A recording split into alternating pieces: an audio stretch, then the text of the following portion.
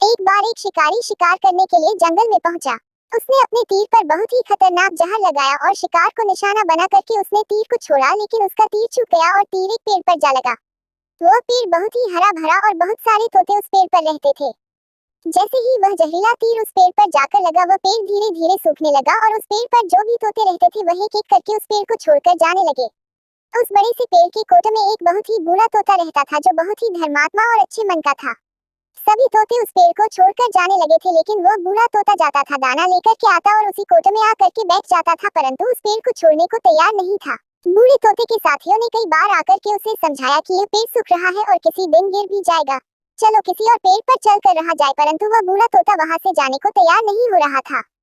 अब यह बात देवराज इंद्र तक पहुंची। उन्हें बताया गया कि एक तोता है, वह जिस पेड़ पर रहता है उस पेड़ पर एक जहरीला तीर लगने के कारण सूखने, गिरने और खत्म होने की कगार पर आ पहुंचा है, और एक बूढ़ा तोता अभी भी वहीं पर रह रहा है। वह दाना लेकर आता है और वहीं पर रहता है, जबकि उस जंगल में बहुत सारे पेड़ हैं, लेकिन वह उसी पेड़ पर रह रहा है। देवराज इंद्र प्रकट हुए और उस बूढ़े तोते से कहने लगे कि आप बहुत धर्मात्मा हैं, बहुत ही अच्छे मन के हैं, लेकिन आप इस पेड़ को छोड़कर किसी और पेड़ पर चले जाइए, क्योंकि यह पेड़ कुछ ही दिनों में गिर जाएगा। तालाब के पास में बहुत से बड़े बड़े हरे भरे पेड़ हैं, बड़े बड़े कोटे हैं, उन पेड़ों पर फल भी लगे हुए हैं, उन्हें वहीं पर तोड़कर खा सकते हैं, परंतु यहाँ से आप चले जाए। तोता बोला, माफ कीजिएगा, इस पेड़ ने मुझे जीवन दिया है, शिकारियों से मेरी रक्षा की है, हर माश में मेरे साथ रहा है, ये कोट मेरा घर है, यहाँ मैं पला बड़ा हूँ, इस पेड़ को मैं छोड़कर कैसे जा सकता हूँ? इस पर संकट आया है तो क्या मैं इसे छोड़कर चला जाऊँ? मैं ऐसा कभी नहीं कर सकता।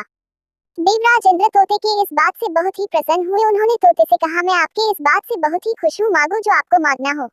उस बूढ़े तोते ने कहा, मुझे बस इतना मांगना है कि जिस पेड़ ने मुझे जन्म दिया, जहाँ मैं रहा पला बड़ा, जिसे आप मेरा जन्मभूमि कह सकते हो, आप इसे फिर से वैसा ही हरा भरा कर दो जैसा यह था।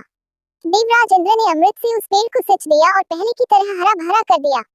अब वापस से उस पेड़ पर आकर के बाकी तोते रहने लगे। वह बूढ़ा तोता कुछ समय तक और जिंदा रहा, फिर उसकी मृत्यु गई और वह स्वर्ग में चला गया।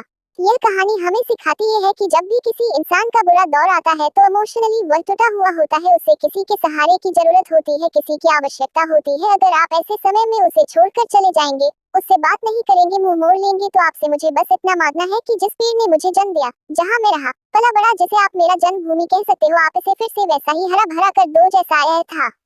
देवराज इंद्र ने अमृत से उस पेड़ को सिंच दिया और पहले की तरह हरा भरा कर दिया।